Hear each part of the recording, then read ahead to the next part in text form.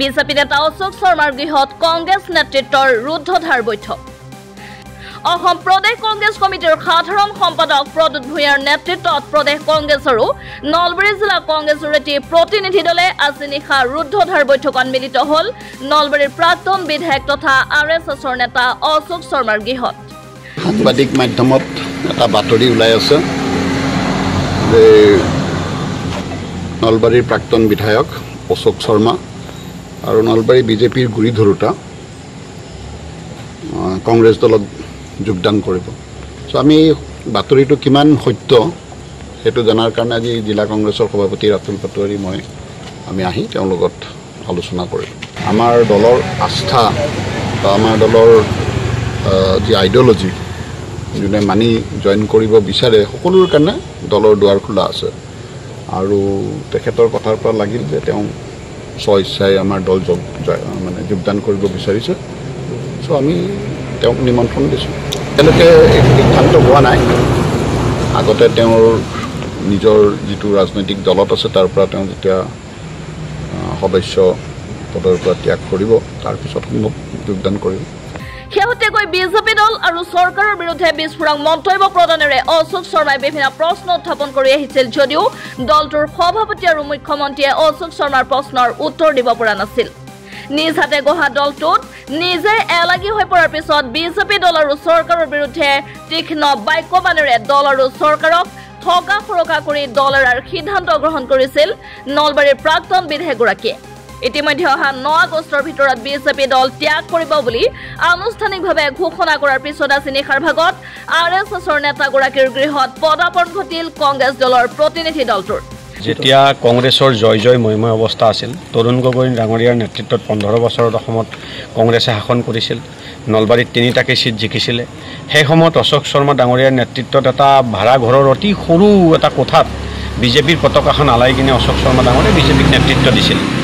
আজি সেই নেতৃত্ব দিয়া ব্যক্তিজনে নিৰ্বাচন খেলিছিল আৰু তেখেতে নিৰ্বাচনত জিকিছিল কোনো কাৰণ নোহোৱাকৈ তেখেতৰ টিকটো কাটি দিছিল তেতিয়ালৈকে অশোক শৰ্মা ডাঙৰীয়াৰ আপত্তি আমি দেখা নাছিলোঁ কিন্তু অশোক শৰ্মা ডাঙৰীয়াৰ লগত কথা পাতি যেটো গম পালোঁ যে বিজেপিত অৰিজিন যিসকল বিজেপিক অন্তৰেৰে ভাল পোৱা নেতা সেই নেতাসকলৰ এতিয়া স্থান নাই তেখেতসকল সম্পূৰ্ণৰূপে চেপি ধৰিছে তেখেতসকলে আচলতে যদি ক'ব যায় মানে হাৰ্ট পেচেণ্ট বনাই দিছে মানে দলৰ ভিতৰত অকল অশোক শৰ্মা ডাঙৰীয়া বুলি নহয় গোটেই অসমত এই এটা পৰিৱেশ সৃষ্টি হৈছে যিটো পৰিৱেশৰ বিৰুদ্ধে আজি হয়তো বহু ৰাজনৈতিক নেতাই সঁচা অৰ্থত বিজেপিক ভাল পোৱা ৰাজনৈতিক নেতাই এনেকুৱা সিদ্ধান্ত গ্ৰহণ কৰিব ইতিমধ্যে অশোক শৰ্মাই বিজেপি দলৰ কংগ্ৰেছ দলত যোগদান কৰিব বুলি বাতৰি সম্প্ৰচাৰ হৈ থকাৰ মাজতে আজি বিজেপি দলৰ প্ৰাক্তন বিধায়কগৰাকীৰ গৃহত কংগ্ৰেছ দলৰ প্ৰতিনিধি দলটোৱে ৰুদ্ধধাৰ বৈঠকত মিলিত হোৱা বিষয়টোৱে বিশেষ তাৎপৰ্য বহন কৰিছে অশোক শৰ্মা ডাঙৰীয়াৰ দৰে এজন ভাল বিজ্ঞ ৰাজনীতিবিদ জনে বহুদিন ধৰি সংগঠনৰ কাম কৰিছে নলবাৰী সদৰ সমষ্টিৰ বিধায়কৰ পদ অলংকৃত কৰিছে তেখেতে যদি আমাৰ দলীয় মঞ্চত আহি আমাৰ দলক সেৱা আগবঢ়ায় তেনেহ'লে নিশ্চয় আদৰণীয় পদক্ষেপ হ'ব আৰু সেইকাৰণে আমি তেখেতৰ বাতৰিটো পাই থাকোঁ আৰু আজি আমি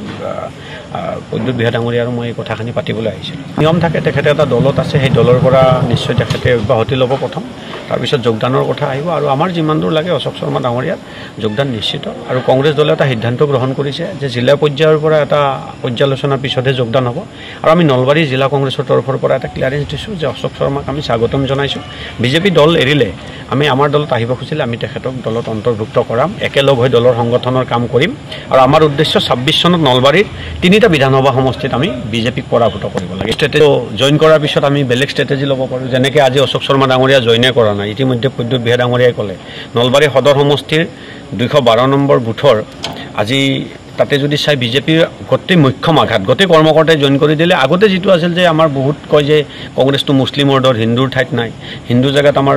8-10 ঘৰ কংগ্ৰেছ কৰ্মী থাকে আজি সেই বুথটোত যাওক আজিৰ পৰা গম পাব আজি হয়তো বহুত ধমক দিব আঁচনি কাটিম বুলি ক'ব সেইটো বেলেগ পৰিৱেশ সেইটো চৰিত্ৰ তেখেতসকলৰ আছে কিন্তু সেই চৰিত্ৰটোক আৰু এতিয়া ভয় নকৰে আজি সেই বুথটোত যদি যায় 90-10 আমাৰ 90 এই পৰিৱৰ্তন আৰম্ভ হ'ল আৰু আমি বুথে বুথে যোগদান কৰোঁ আমি বুথে বুথে আজি অশোক শৰ্মা ডাঙৰীয়াৰ তেখেতৰ টিমৰ মানুহ হওক প্ৰদ্যুৎ ভূঞা ডাঙৰীয়াক ভাল পাই হওক কংগ্ৰেছ দলৰ আইডিঅলজি ভাল পাই হওক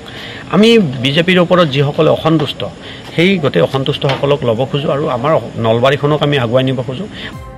news desk report Assam voice